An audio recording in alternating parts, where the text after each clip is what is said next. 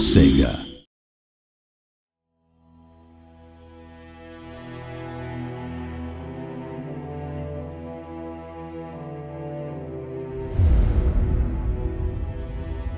Welcome to the latest Total War Attila feature spotlight video. This time we'll be taking a closer look at migrating Barbarian Hordes. Begin a new campaign as one of the great migrator factions, and you'll assume command of its hordes, which offer a completely new way to play Total War. Their nomadic, tent-based lifestyle means they effectively carry their towns with them and don't need to own brick and mortar settlements in order to build and improve structures, develop their economic and farming potential, and recruit new forces. You'll generally find yourself migrating away from the increasingly infertile and hostile north in search of safer, more productive lands. Playing as the Visigoths, for example, you start with 2 hordes in the middle of the Eastern Roman territory, and you're advised to head southwest and make inroads into the crumbling Western Roman Empire. Ultimately, you'll have a target location to reach, guided by your factional objectives, which places you on historical paths that the tribes took. However, you can go about reaching this destination in any way you see fit, and if that means plundering and razing your way across the map, so be it.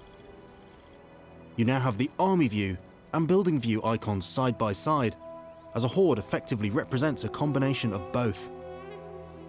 To build or upgrade buildings, you need to enter the encampment stance, which converts your horde into an immobile camp.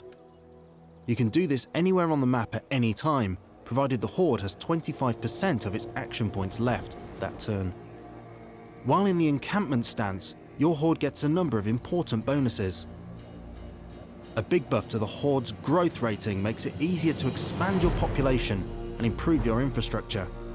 And the horde also gets a boost to its army integrity. So if your horde is fighting its way around the map for extended periods and you notice its integrity is dropping, it's wise to make camp and give the troops a break. Encampment also provides shelter, making the horde immune to all types of attrition, and boosts its income as the populace turns its attention to commerce and industry.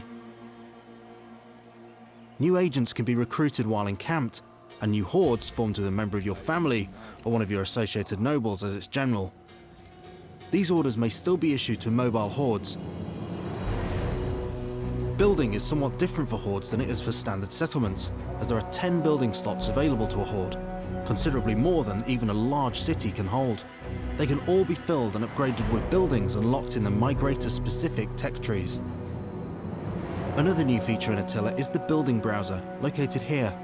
This enables you to see all of the buildings available to you and which technologies are required to unlock them.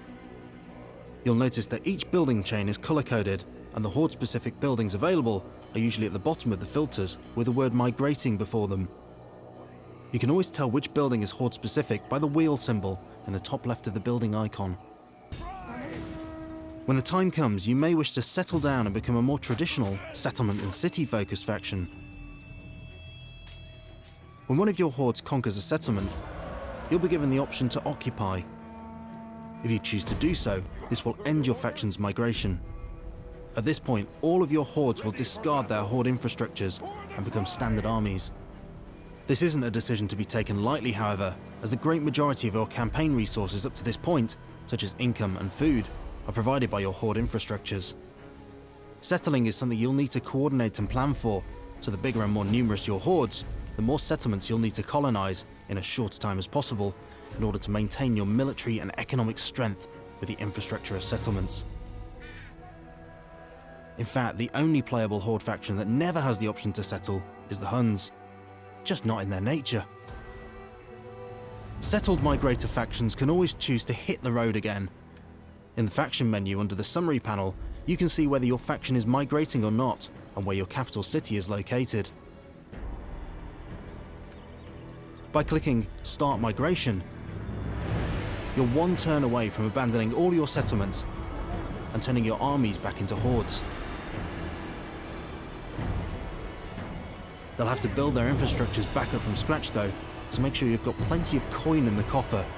The income you'll generate from abandoning settlements will certainly help you get started again.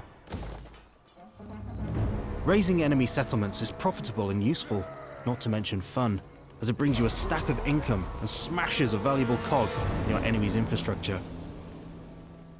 But it also devastates the fertility of the land in that region, which has negative connotations for any Hordes encamped there, as Hordes rely on region fertility for food production, population growth, and troop replenishment.